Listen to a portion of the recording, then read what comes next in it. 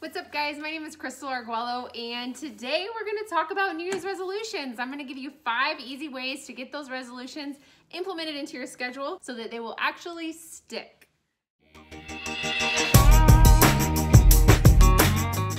So if you're into videos like this, don't forget to subscribe and don't forget to give this video a thumbs up so that I know what kind of content you like. Okay, so it's 2019, you have a lot of things on your mind, a lot of changes you want to make, and you're excited. So how do we take those changes and actually apply them to our daily lives so that we can actually see those results at the end of 2019? So the first thing we're going to do is we're going to set an intention word for 2019. Pick a word that's going to help remind you of your focus for the year. Keep it simple, but also outline what that word means to you. So the first thing that I'm going to do is I'm going to pick my word, and that's less. For me, less means less stuff in my life.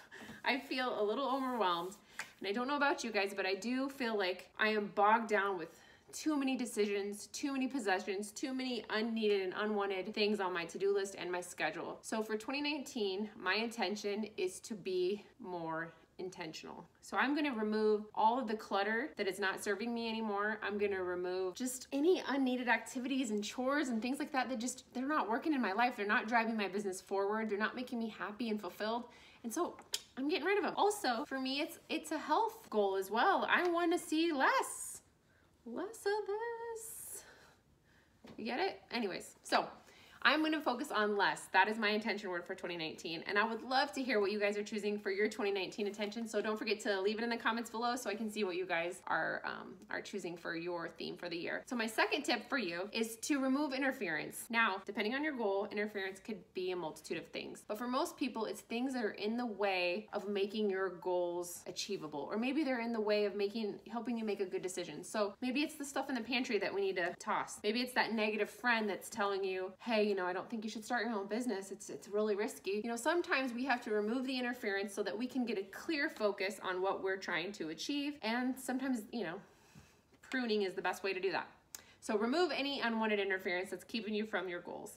My third tip is to take that goal or that theme for the year, for example, less, and break it off into 30-day chunks. So instead of looking at that goal as, it could be a very broad goal, like less. Are you going to declutter your entire house? Or are you going to lose, a ton of weight? Like, what does that look like? Well, for me, I'm going to take 12 different pieces of what I believe less represents, and I'm going to take them in 30-day chunks so that I can implement those habits in smaller, more sustainable pieces, and then I'm more likely to continue those on throughout the year. So by the end of 2019, I should have 12 new awesome habits that are moving me towards my focus, which is less. My fourth tip is to create a supportive environment. So just like you're removing those toxic things and those interfering things, now we're going to create a supportive environment. So for me, that means I am going to have, a few boxes set aside that are going to be donate, sell, and trash. It's going to make my decluttering and purging process much easier because as soon as I put my hands on it, out it goes. Also, for my workouts, I've created a couple areas in the house that will eliminate any excuses. So if I have 25 minutes, I can do a workout here. 15 minutes, I can do a workout here. Or, on the days I'm lifting or doing more of a workout, then I have my gym bag ready to go. So I'm creating an environment that's setting me up for success because I'm already, changing these things in my life and I haven't changed them yet. So obviously they're not easy things or I would have done it a long time ago. So now my environment reflects my new lifestyle and my new intentions and goals. So create a good environment. That's tip number 4. Tip number 5 is to plan it. And that is the P word, planet. That's my favorite. I just love January. I love the new planners and all the things. And I'm going to do a separate video on that for you as well. But by planet, I mean taking that intention for the year, breaking it into that 30-day chunk, and then putting that chunk into your planner or your schedule or whatever, your digital calendar, whatever you're using. Put it into your daily schedule.